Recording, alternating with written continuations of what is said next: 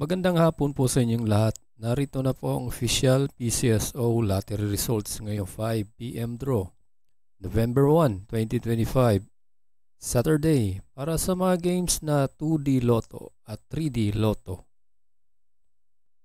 Kung bago ka pa lang sa aking channel, pwede kang mag-like, share, at subscribe para updated kayo sa mga PCSO lottery results araw-araw. Para sa 2D Lotto ngayong 5 PM draw, November 1, 2025, ito po ang mga winning numbers. 28 and 15 in exact order.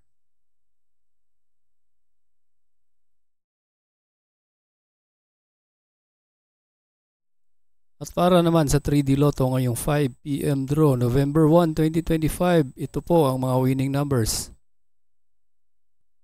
7, 0, and 2 in exact order.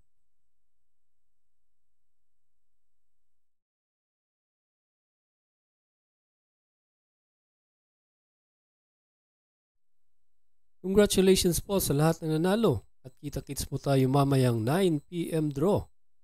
Thank you for watching. God bless us all.